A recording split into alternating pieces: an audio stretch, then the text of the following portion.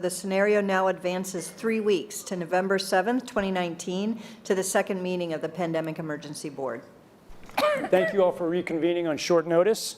Let's get an update on the pandemic. Very short notice. Thanks, Dr. Tom. Rivers. In the last 3 weeks, we've seen a significant escalation of the pandemic. Previous projections appear to have been accurate.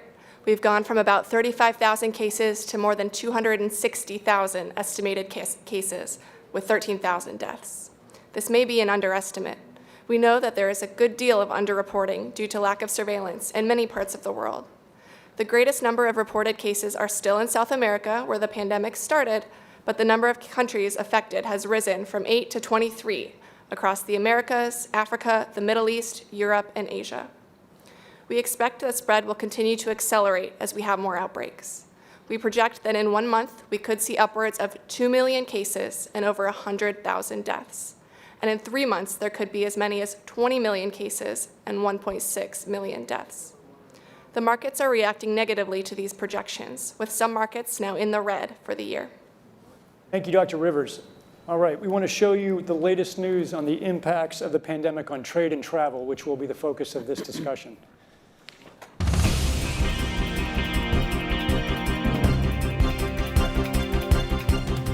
In addition to global public health crisis, CAPS is creating havoc with the trade and travel industries.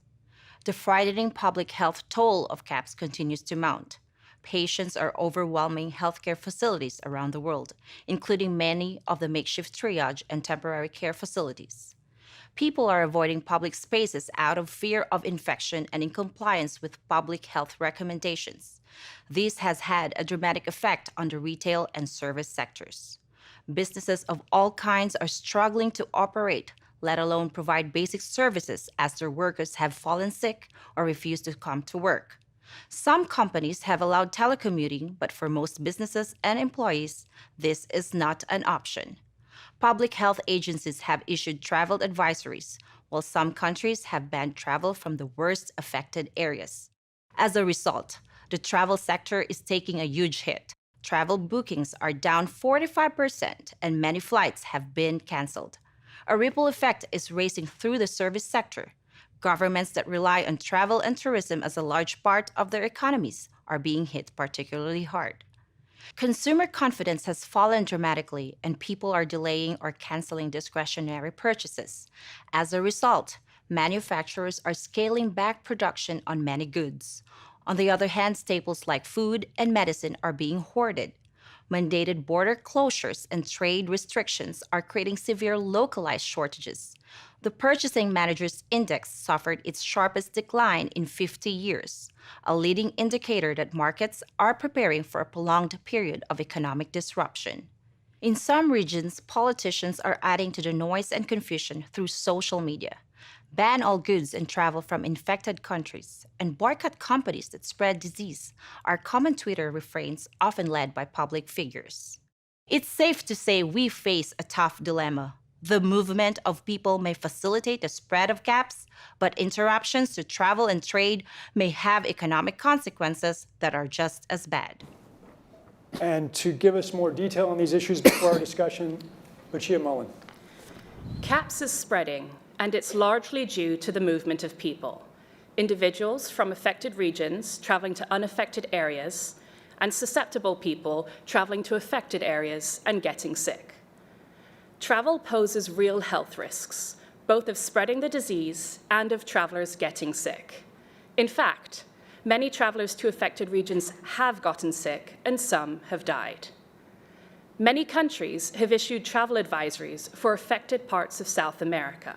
Additionally, politicians in a number of countries have called for bans on all travel and imports from affected countries. A few countries have actually banned all inbound travel and some trade from those countries. The total number of reported cases is currently about 30 times the total we saw with SARS, and 100 times the number of MERS cases so far. And disruptions to both local and global travel and trade are commensurately greater. On the other hand, public health experts inform us that travel and trade bans and fever screens are not effective at preventing importation of a highly contagious respiratory illness. Studies suggest that at best, they can delay importation by a few weeks. Some countries have advised against travel to countries in South America. Others are advising against traveling to any country with cases. A few countries have even put bans in place for persons or goods coming from countries with cases. These disruptions are beginning to have major economic consequences for the South American region and will soon have cascading effects globally. We are anticipating far greater disruptions to trade and travel may be on the horizon. One prominent economist estimates that global GDP could fall an additional 4% as a result of travel and trade restrictions. This would cause a severe global recession. Such a severe recession has the potential to result in both high unemployment and runaway inflation, creating the groundwork for national instability and change in the global political landscape. So the policy crisis for the board to consider in this meeting is this: how should national leaders, businesses, and international organizations balance the risk of worsening disease that would be caused by the continued movement of people around the world against the risks of profound economic consequence of travel and trade bans? So what does this board recommend? And remember, as we're thinking about this, that this pandemic is now already 10 times as large as the 2014 West Africa Ebola outbreak and growing exponentially. So, your views. We've got a big dilemma. People moving, carrying disease, we can't stop trade and travel or else we risk economic consequence. Well, I think that we need to evaluate the capacity of these communities that are being severely impacted in Brazil and Ecuador to assure that we don't create a humanitarian crisis there and that they don't have the ability to sustain the community, which will just create more widespread panic and hence more spreading of the disease. I support this way that there should be maintained a basic interaction between those countries. I remember SARS at the time.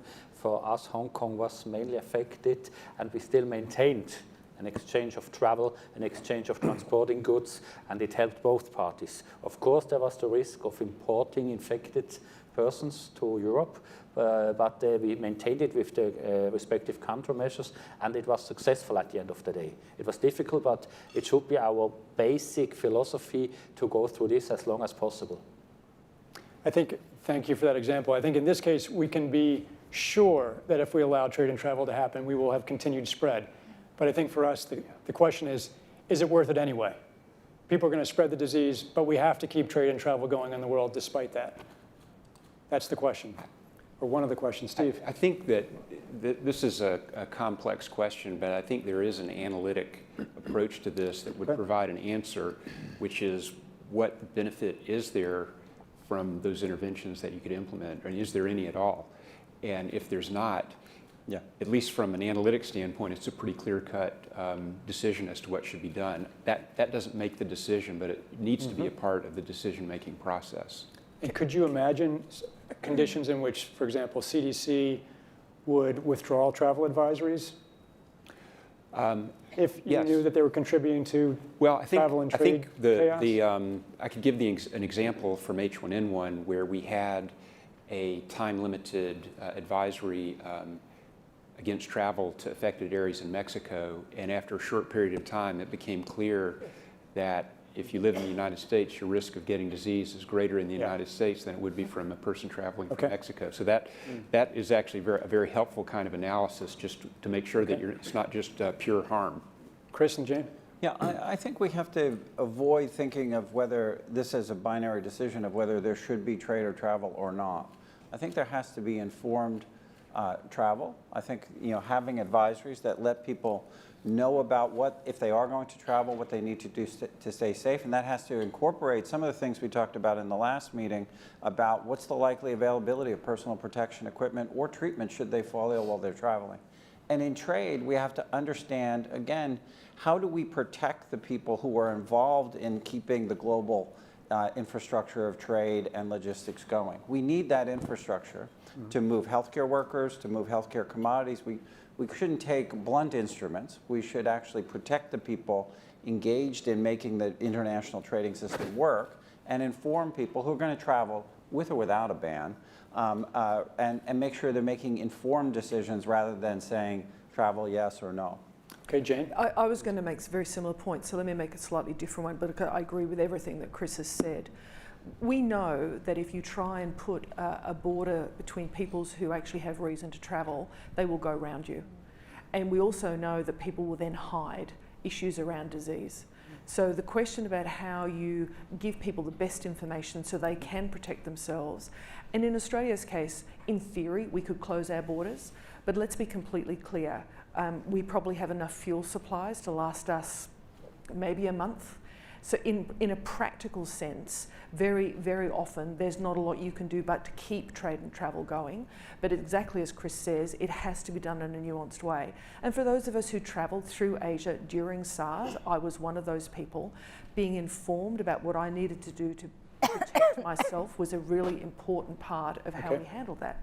Thank you. Tim? So, yeah, I think in the same vein, the last two comments. First is I think the International Health Regulations Committee, Emergency Committee, should be issuing rational advice on how to best protect oneself, recognizing that this is already out of the bottle, but there may be ways in which certain constituencies can protect themselves, and those should be issued as guidance to manage unnecessary spread or prevent unnecessary risk. Secondly, I think it's really important for this board to be looking at 1 month and 3 months and saying, what is the essential business continuity that we have to establish now? Because this is only going to get worse. And we need to look at what are the most important functions to keep not only the global economy going, but also essential basic commodities to make sure that we're not going to get into fuel and food and other critical shortages that are going to accelerate economic contraction. So I think it's very important now to start projecting out to identify with the key constituencies that are responsible as part of the global ecosystem for managing life, critical supply, trade, and activity, to get those constituencies mobilized and begin to identify essential continuity plans. We are going to actually talk about that explicitly in a bit, and thank you for raising that. Latoya. In looking at my sector, we know that travel is the basis, and hospitality. Travel and hospitality is the basis of what we do. And limiting bans, putting potential bans in, that has a wide economic effect on those particular areas. And so, and devastating consequences, because we're looking at individuals who may not be able to earn a living, and it moves forward from that point. One thing you look at is your business continuity plan that you have as a private sector industry, and see where you can manipulate or even look at the minutia of the plan to see how you can assist those areas in which they're most affected to lessen the economic strain. Thank you. A number of people want to get in. Let's move around the table this way. For those who haven't had a comment yet, Levon? Yeah. So I've received a note to say that the supply chains are already being disrupted with employees refusing to come to work unless they're provided with PPE. So, along the same lines, the business continuity plan actually kicks in already. And I would say that for the rest of the business activity, so those that may not be directly impacted, they should start exercising some of those business continuity plans as well. And I think there needs to be a concerted effort by the government to get the message out. This is a good time for us to use social media as well to try to get people to be a little bit more calm. So the message needs to come across quite strongly, I believe. Getting the message out is one important thing that we really should follow up clearly also from our industry. I mean, there are so many rumors around, there are so many aspects around, and this has a very, very heavy impact, like Latoya also mentioned, for their industry. We have to keep this up. We have to try to maintain a basic service all over, otherwise the system will collapse. And at the moment, it really faces on rumors and on aspects that are a fact that we transport affected passengers. Yes, that's a fact. We cannot neglect this, but we should deal with this somehow and still still travel and maintaining the system is partial and crucial that we can have any efforts also with the outlook to the future, to the next months. And travel advisories are also impacting reporters who aren't able to get to the impacted areas, so the right information is not being disseminated. A lot of the information that is going out to the public is through social media, so as we put out those travel advisories, there's a real need to make sure that newsrooms have the right information to know when their news reporters are going to be safe, and how can we get the right information disseminated rather than hearsay on social media. Thank you. And I think to Tim's point about short and midterm planning, a stakeholder community that needs to be engaged is the technology and telecommunications industries. More remote work could be a possible help in this instance. Technology can be the platform, but in an increasingly mobile-dependent world, we need to make certain that the telecommunication system can hold up to increased demand and pressure. Yep. Okay. And I think we're concerned that the varying travel policies are going to allow corporations to apply inconsistently what those policies are, and it's just going to continue to aggravate. You mean national policies? Yes. Okay. So an international approach would be highly desirable for companies that are moving goods. Avril? Yeah, so I would absolutely agree with the comments that were made by Chris and Jane and Tim in terms of how we would think about this moving forward. I think the other things that I would just add into that is that it seems to me that travel bans, one of the concerns with that is also in relation to not just the economic consequences, but your ability to actually respond effectively to the health issue to begin with. So that clearly has to be a factor that should be addressed in the context of analyzing what the right balance is. In addition, I understand my staff has told me that there is concern from the State Department and the White House about instability that would be essentially breaking out potentially in South and Central America as a consequence of this. And that's obviously another issue that we would want to factor into what would be the right balance for travel. But the final thing I'd just say is that in the United States, certainly we have experienced in the past political pressure to basically stop travel when there's panic in the country. And one thing that I think we learned from the Ebola crisis in particular was that stepping out early, communicating as effectively as possible with the public about what it is that you're doing, what informed travel should and should not be, and so on. And but also having a policy and establishing that policy early so that states and others can understand this is how we're supposed to be sort of communicating and working with the federal policy on travel on these issues. And I think internationally you might have a similar scenario in which the World Health Organization, UN, and others are saying this is what we believe to be the best practices for travel. That can be very helpful in trying to manage what the sort of public panic might be in that. So you would advise a common international approach to this to the extent that that's possible, as opposed to country by country? Coordinated is what I'd say. Coordinated, okay. Yes, Adrian, and then we'll go to George. Just heard from my staff, in fact, we need to differentiate between trade and travel, because what we're seeing now is we're substituting one medical crisis for another medical crisis. We can't get the precursors for our drugs shipped to manufacturing plants to be able to supply other conditions, not just this outbreak.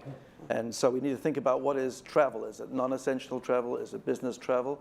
I think we have to be clear about are all countries created equal in terms of risk.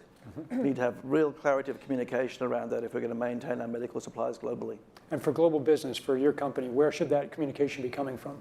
It should be coming from respected authorities. So it should be coming from CDCs, WHOs, departments of health, and then we should promulgate those as an industry, as we already do through organizations like International SOS, so that we have that risk clearly identified.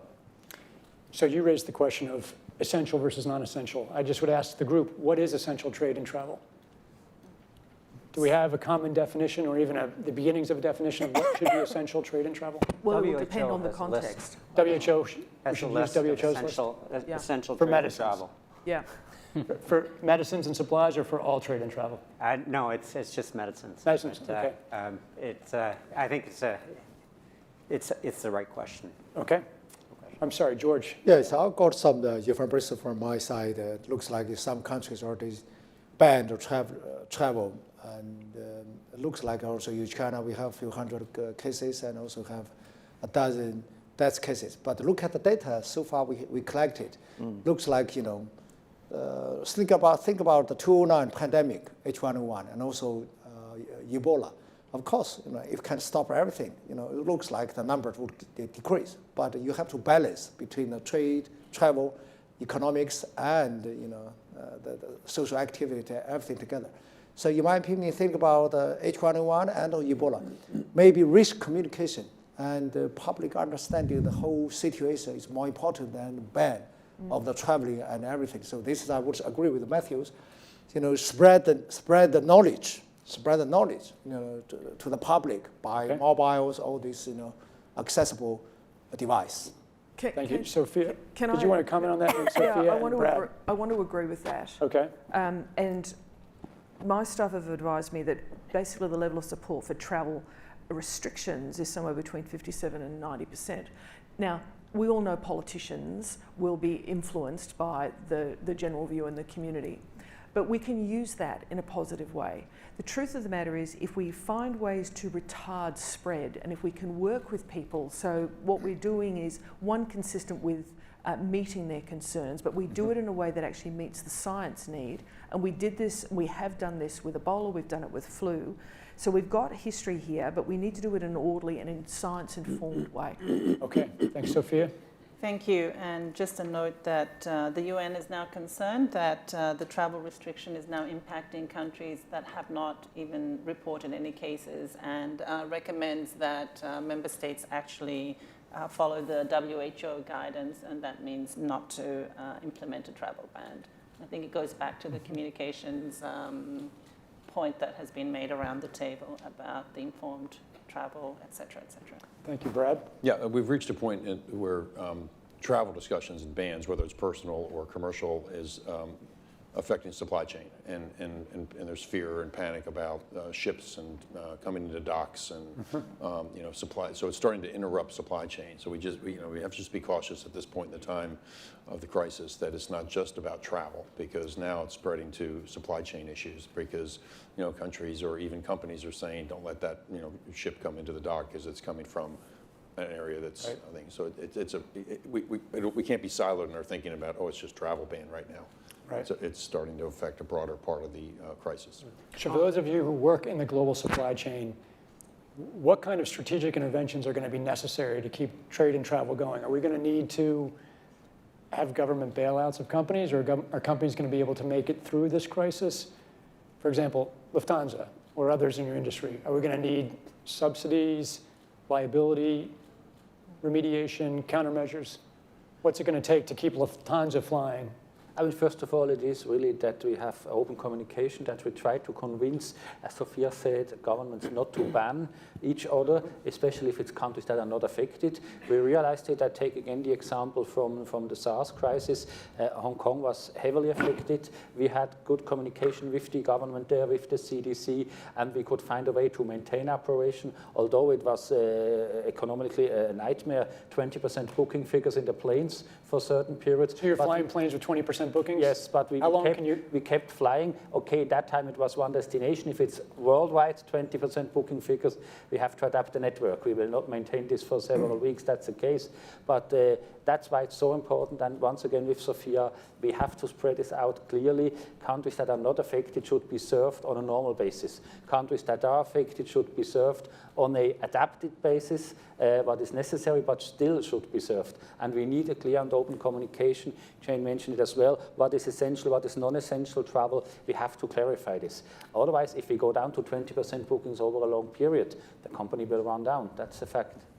I should just say on this chart, this is the information that we have, but I think most public health experts presume that there are cases in many more countries. So I think it would be false reassurance to say we can keep flying to this country because there are no cases.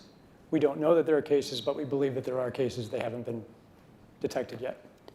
Yeah, Tim. Yeah, I think it's really important to have a plan that identifies the dozen or 24 trade and travel sector players that need to get together and agree on how they're going to have a collective business continuity. And it's the sort of thing where you need the leadership of those industries to gather, and they have to come together in a way which perhaps is unusual, but where there should be some government incentive to collectively organize and perhaps help to buffer the crisis with whatever fiscal measures might do that collectively to make it clear that on the imperative for keeping the system moving. But I want to suggest that it's really important that that be done in a pluralistic way rather than a singular effort across all sectors. Because if there's some sense that there's a UN institution that can do all of this, then I worry we're suffering from a delusional disorder on the power of the UN. It's really important to get those industries and their trade associations and an efficient leadership established which is decentralized but has a collective responsibility and accountability. And that needs to be supported by the public leadership. So government leaders? Yes. Should be behind that. Yes, Latoya? I agree with that 100%. And looking at your business continuity plans and getting together with industries that subsidize what your company is doing and using the government as a alternative or another method of understanding what's going on and utilizing their leadership, have it decentralized, because that way no one particular industry is getting more than the next. So that way it leaves everything even across the board. I see. So industry should be, the travel industry should be broadly part of that we need discussion to be broadly about a part coordinating of that. International approach, okay? Right. Yeah, I think we also need to think about the healthcare workers who are traveling to some of these countries on a normal basis. A lot of these healthcare workers from different hospitals that are going to provide aid on a normal basis for different diseases. Are we now helping them understand how to take care of those patients in those countries? And how do we make sure that we're not causing panic among the hospitals and other healthcare organizations like Doctors Without Borders or various hospitals that have global efforts to ensure that they're not causing panic and pulling their teams away from those countries that may really need them right now. Okay, and Sophia and then Chris. Or Latoya, did you want to jump in? Jump in on that, and to utilize companies such as ourselves that have a vast healthcare system within our properties. So that's one thing we've done before. We have actually mobilized. We have nurses and nurse practitioners that work around the world for our company, and we can mobilize them and assist in, providing care. Okay, Sophia? Thank you. I just wanted to get back to your point about the non-reporting, and in some instances it could come down to capability and capacities of the health sector in the particular country concerned, and I think this is where an organization like the United Nations can be of help by providing framework guidance that others could use and to help in the deployment of health professionals to those parts of the world that are lacking in the capability. But ultimately, governments have to be capable of asking for help and also to take action in themselves. The UN, I agree with Tim, can be there and in a supportive capacity to coordinate, to assist, but it will run into the question of sovereignty every time. And so governments need to be empowered and capable of helping their citizens. Thank you. Chris? Thanks, Tom. 2 points I'd like to make. One is to just second the comments that Adrian and Brad made about the need for us to distinguish between travel and trade and to really begin to focus, especially given some of the projections of 2 and maybe 20 million cases within 3 months, to really define what is the critical part of the global supply chain infrastructure. We won't have the drugs if we can't move the active pharmaceutical agents from one place to another. We really need to focus on what will it take to keep that global logistics infrastructure running. We've heard already that some workers are not willing to come to work because they're not confident they'll have the personal protective equipment. They need to be prioritized in terms of access to the countermeasures, et cetera. And that, I think the travel issue, we shouldn't use blunt instruments, have bans when bans don't work, make sure people are making informed decisions. If we go to 2 or 20 million cases, people are going to make decisions not to travel. And so we need to really focus on the critical infrastructure necessary to move health commodities, to move fuel to places that are going to require fuel to keep their hospitals running, to keep food moving. There's a whole complex set of issues in a highly interdependent world on supply chains that are just in time, We need to think about how much flex there is in that just-in-time supply chain system and make sure it keeps running. I think it's going to take specificity, and it's going to take knowledge that only the private sector has. The UN can play an important coordinating facilitation role, but the companies know where those commodities are, where they move, how to move them, and that's where a type of public-private collaboration that we have not generally had in these crises needs to be put together pretty quickly. Very similar to what Tim was saying, I think. But if I could just follow up on that, I think the complement might be mobilizing the G20 finance ministers. The reason the G20 got together initially was the Asian financial crisis. And it may be that, in fact, that there's a role for them to not only incent the private sector, but then also look what those complementary set of public sector financing measures could be, which would actually lower the bar or make it much more attractive to ride this out into the future in a way that companies are going to be able to get shareholder engagement, et cetera. Thank you. Eduardo, your business is moving things around the world. Yes. What's it going to take to keep it going? And just to underscore the point that cooperation among supply chain providers or businesses that have huge supply chains can add a lot of efficiency to the whole process and be protective of healthcare workers to make sure that even the delivery systems workers are also taken care of, using multimodal, right? Air, land, and sea. So there could be a lot of cooperation with the Lufthansas and the UPSs and others throughout the world to really consolidate trade lanes to make sure that the commodities get to where they need to get to. Does that happen now? Or is that something that has been imagined already and worked on? Or No, I think that happens today. It does. You know, there is a huge freight forwarder network. You know, we do not land UPS brown tails everywhere in the world, so there are cooperations among companies. So we could build and on trade those. lanes. Yes. Okay. Steve?